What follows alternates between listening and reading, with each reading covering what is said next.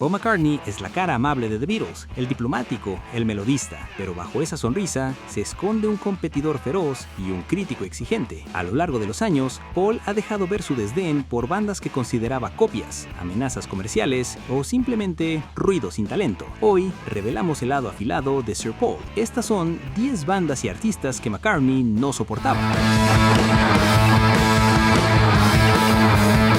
Empezamos con el choque de culturas definitivo. En 1976, el punk rock llegó para destruir todo lo que The Beatles habían construido, y los líderes de esa revolución eran los Sex Pistols. Para Paul McCartney, un músico que valoraba la armonía, la afinación y la composición perfecta,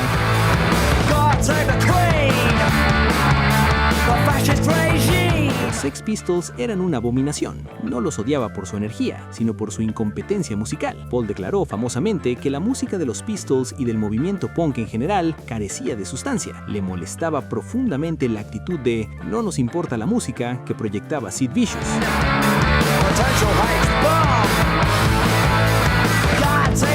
Mientras el mundo veía una revolución, Paul veía chicos que no sabían tocar sus instrumentos y que usaban el escándalo para vender discos. Para el hombre que escribió Yesterday, el caos desafinado de Anarchy in the UK no era arte, era simplemente ruido molesto hecho por aficionados.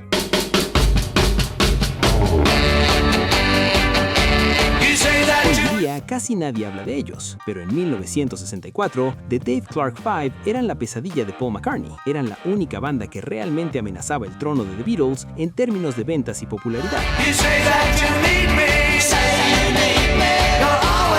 Tenían un sonido más fuerte, más percusivo, el Tottenham Sound, y estaban destronando a los Beatles del número 1 con canciones como Glad All Over. Paul desarrolló un odio competitivo hacia ellos. Le enfurecía que la prensa los comparara, sugiriendo que The Dave Clark Five eran la siguiente gran cosa que reemplazaría a los Fab Four.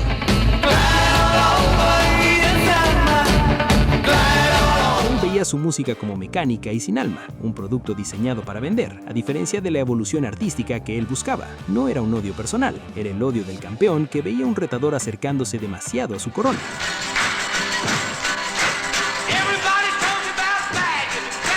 Este es el odio más personal y doloroso de la lista. Cuando John Lennon formó la Plastic Ono Band con Yoko Ono, Paul McCartney no solo perdió a su compañero de composición, sino que tuvo que soportar ver cómo John se alejaba hacia la música vanguardista y experimental.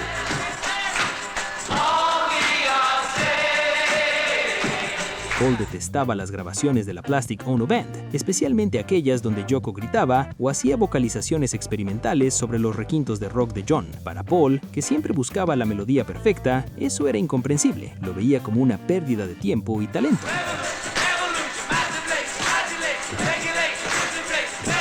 Le dolía profundamente que John prefiriera hacer ruido con Yoko que escribir clásicos con él. Escuchar esos discos era un recordatorio constante de la ruptura de la banda y de la influencia que él consideraba negativa sobre su mejor amigo.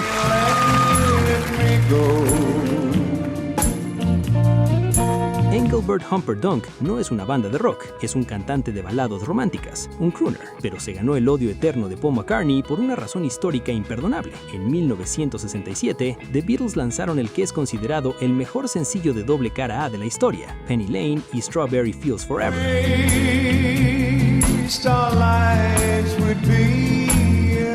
Paul estaba seguro que sería número 1, pero no lo fue. Fue bloqueado en la cima de las listas por una balada cursi de Engelbert Humperdinck llamada Release Me. Paul estaba furioso. No podía creer que su obra maestra vanguardista y nostálgica fuera derrotada por una canción de amor estándar y anticuada.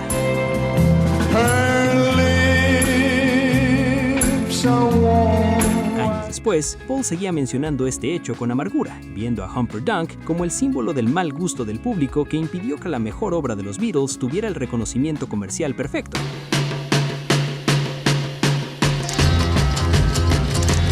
La rivalidad más famosa del rock. Aunque Paul y Mick Jagger eran amigos en la vida privada, profesionalmente Paul siempre ha mirado a los Stones con cierto desdén musical. Recientemente, Paul soltó la bomba definitiva al llamarlos una banda de covers de blues.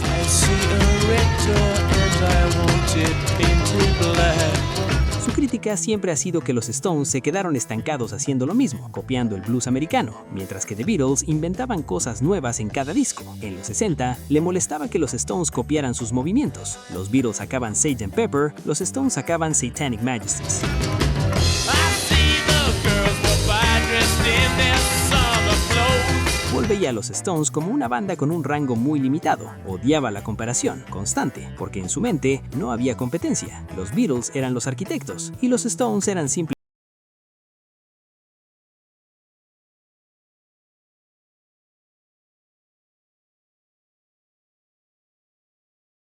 Clark Five por ser competencia, despreciaba a los Monkees por ser una farsa. Creados por ejecutivos de televisión para ser los Beatles americanos, los Monkees eran actores que al principio ni siquiera tocaban sus propios instrumentos en los discos.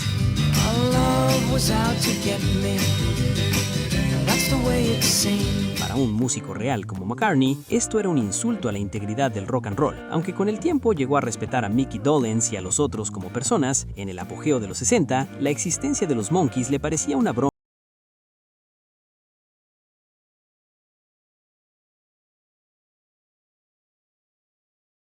La química mágica de los Beatles utilizando un guión de televisión y músicos de sesión. Representaban todo lo artificial que Paul intentaba evitar en su propia carrera.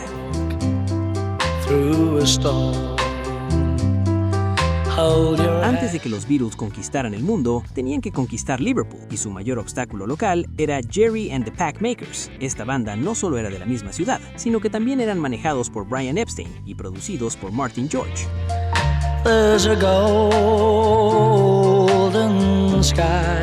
Tenían el mismo acceso a los recursos que los Beatles. A Paul le molestaba profundamente que Jerry Marsden tuviera éxitos número 1 antes que ellos, con canciones que Paul consideraba inferiores y simplonas, como How Do You Do It.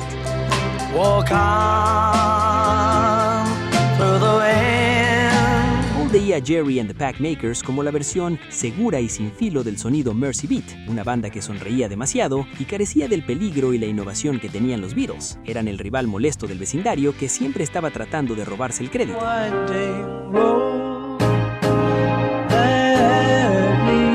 Técnicamente no es una banda, pero el odio de Paul McCartney al trabajo de Phil Spector es tan legendario que merece este puesto. Cuando Spector fue contratado por John y Jerry para salvar las cintas del álbum Let It Be, hizo algo que Paul nunca perdonó.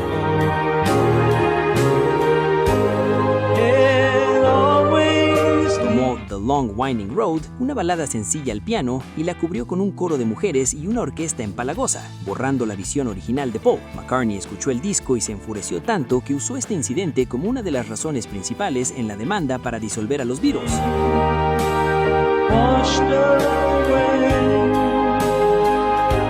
Odiaba el muro de sonido de Spector. Le parecía ruido que ensuciaba la pureza de la música. Para Paul, Spector no era un genio, era un vándalo que arruinó el último disco de la banda más grande de la historia.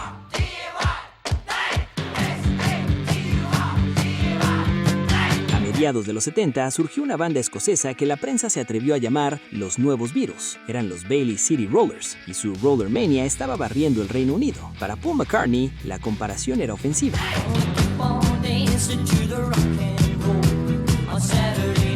Los Bailey City Rollers hacían pop chicle dirigido a adolescentes, con pantalones de tartán y canciones simples como Saturday Night. Paul odiaba que se usara el nombre de los Beatles para promocionar a una banda que, en su opinión, carecía de cualquier tipo de profundidad artística o habilidad compositiva real.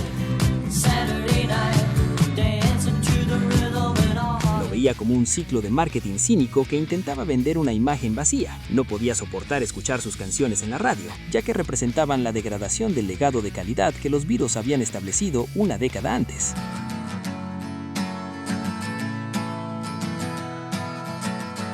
Sí, es una banda de los 90, pero el conflicto tiene sus raíces en los 60. Oasis construyó su carrera entera imitando a los Beatles, y los hermanos Gallagher, especialmente Liam, proclamaban arrogantemente que eran más grandes que los Beatles. Today is gonna be the day that they're gonna throw it back to you. Paul McCartney al principio fue amable, pero su paciencia se agotó. Terminó odiando su arrogancia. En entrevistas, Paul dijo, son derivados y no piensan mucho en sí mismos. Le molestaba profundamente que una banda copiara tan descaradamente el sonido, el estilo y hasta los cortes de pelo de los Beatles, y luego tuviera la audacia de decir que eran mejores. I'm sure you've heard it all before, but you never really had it down. Para Paul, Oasis era la prueba de que hacer rock and roll y ser un genio son dos cosas muy diferentes. Odiaba su falta de originalidad y su falta de respeto a los maestros que intentaban copiar.